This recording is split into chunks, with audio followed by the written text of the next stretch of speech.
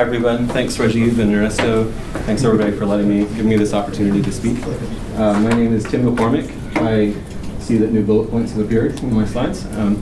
I work at Highwire Press, which is part of Stanford, and we do electronic publishing.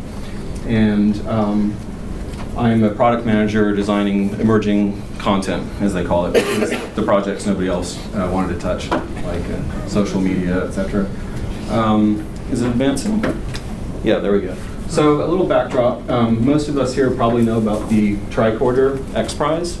So the $10 million prize named for the device used by Spock in Star Trek to diagnose people's health in a portable, cheap, decentralized. So in a way, what I think of myself doing is sort of like tricorders for what you could call information diet. Monitor what you're taking in, what you're encountering, what signals and media you're getting, and then improve it. Tell you how it's going wrong, how it's misleading you, how it's failing to make you learn. So what do? Basically, for a long time, going back 20 years with books, and I've been trying to just examine everything that I take in, that I encounter, everything that I read, look at, everything that gives me signal, every kind of media. And then what I try to do is just sort of measure it, like how much attention am I giving it, how much time does it take up, and then I compare that to basically how much value do I perceive myself getting out of it. Do I give the right amount of attention and time to the things that are actually important? And then of course where that goes is you notice discrepancies. You notice that you give a lot of time and attention to things that aren't important. So the end result is how do I shift attention to the higher value signals? And that goes for everything, even people. Some people give me low value signals and I try to get less of them. So what have I learned from doing this? Number one thing that I can advise, and this is kill all the alerts in your life, or most of them. They probably are doing you no good. So a lot of you have a phone in your pocket with a lot of things that are like flashing or beeping or incrementing up. And all of these things are just taking away your prioritization from you. And if you stop and look at what they are, you don't need to respond immediately to a new email coming in. It's not likely to be the birth of your child or the man landing on the moon. Right? The other thing I've learned is that if you stop and look at your workday, for me and for most of us who probably work in a kind of information environment, it's kind of like plate spinning. There's a bunch of things that are always sort of appearing and claiming top priority, and you have to attend to them. An email pops up on your screen, you look at it. Someone appears in your cubicle, you deal with them.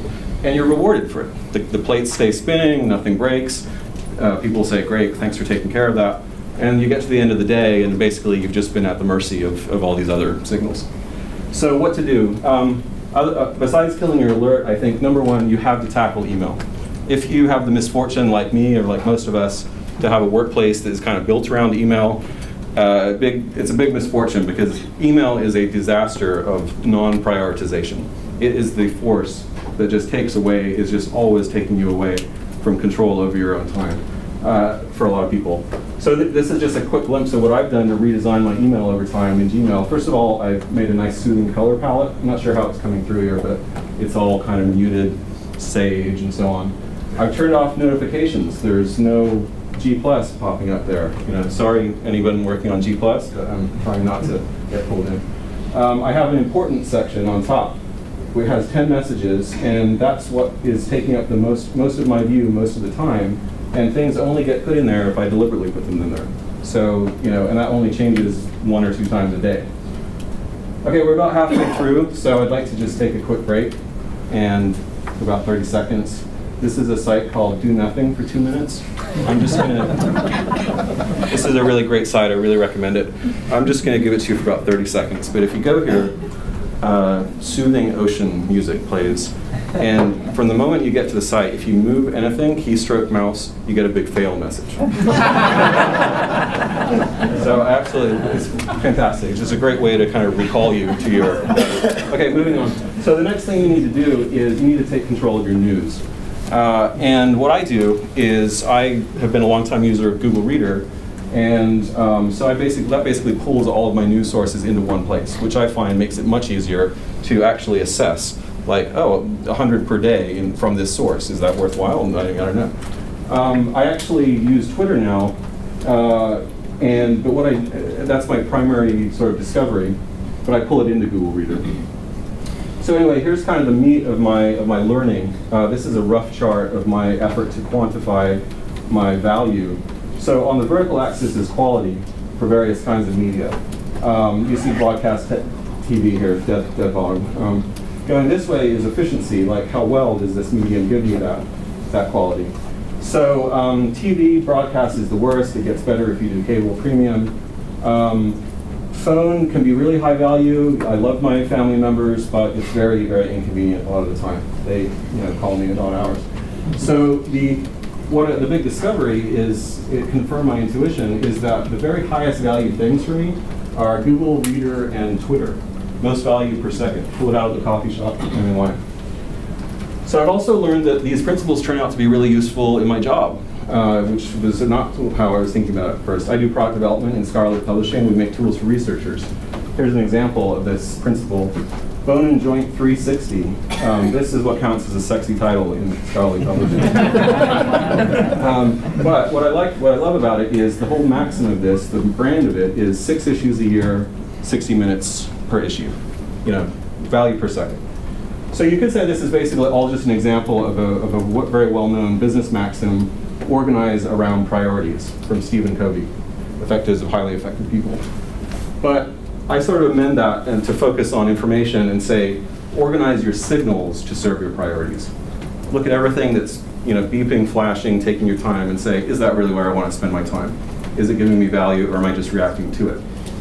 And finally, I'd like to close with this quote from Alex Pang, who's a fellow at Persuasive Computing Lab at Stanford.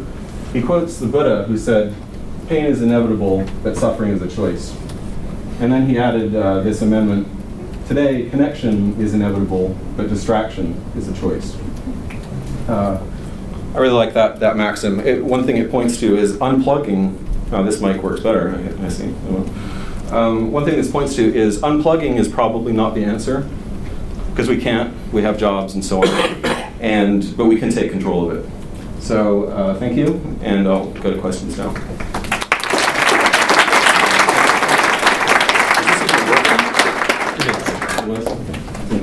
I only hear myself. Kevin? So I'm sorry, I missed how you were quantifying quality or efficiency. It sounds like these are just subjective Pretty much, assessments rather than any kind of quantification. Right. That's true, but I would say that most of us don't do that at all. Like, I mean, my sort of hypothesis is that our everyday experience is that we're sort of pulled into a lot of things. Like, I don't know, the newspaper lands on our doorstep, so we read it. Or, we have routines and stuff. So to even develop the mindfulness of stepping back and be like, do I really get value out of that? Even though, as you say, it is a subjective evaluation, I think that's a leap forward. In the longer run, I mean, I'm interested in, for instance, how to build like ebook platforms and e-journals that work better. And there's a lot of value in that, because if you're Pfizer paying your researcher $200 a year, you really care about whether he's distracted and misses some connection and fails to make a discovery, right? So there's a lot of value in making tools that are smarter. And in that kind of space, you can start being more systematic. And one of the things I'm interested in is kind of like the last talk, is more objective measures of cognitive performance, like alertness and response time, and then feeding those into something like an interface designed for, say, ebook or e-journal readers. So what you might do, for example, is if you detected that someone's cognitive response was declining, they're becoming more sluggish, you might alert them, tell them to get up. You might do things like favor shorter results or shorter articles, which they have a better chance of comprehending. But that's sort of down the line. Where it is right now is kind of like getting to mindfulness, I think, which is maybe the beginning of quantifying it. Gary? I think in relation to Kevin's problem that you're actually identifying a very difficult problem, and it's one I'd love anybody who's working on to kind of bring up, which is quantifying the value of the information inputs. Right. And I've tried to do that just with my Twitter follows, because the follows are the key. And so first I tried with a list. What are my interests and priorities? Well, that's hopeless. That's a scale-free list, right? Like, you can't really list your interests or your priorities. so then you do, well, do I click on a link? And did I value the thing that I read? But now it's highly context dependent, you know? So I just like to highlight that as a kind of unsolved problem that we could work on a little bit. It's very important, like you're saying, but I'm not sure we have an assay that's very good for the value of our information stream. Right. Well, one area that I've thought about is I was working on this project as a startup idea before I took this better paying current job. And that is, it was about news intake, right? And so I was basically developing a web service that would like recommend better news reading to you based on what you're reading. And so the idea that we were talking about there is, well, this is a case where we got a big pool of people when it takes off and we have millions of users.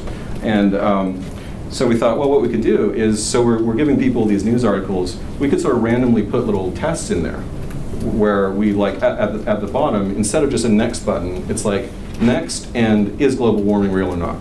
You know, and sort of see is, you know, it could be a simple question, but you know, done in large numbers, and it would either reflect the content of the material, or maybe we'd given them the answer a little while ago, and so you actually build into the interface this way that there's like a testing of some very simple thing like reading comprehension, you know, and then you could start to at least, you know, you would narrow it down to something like comprehension.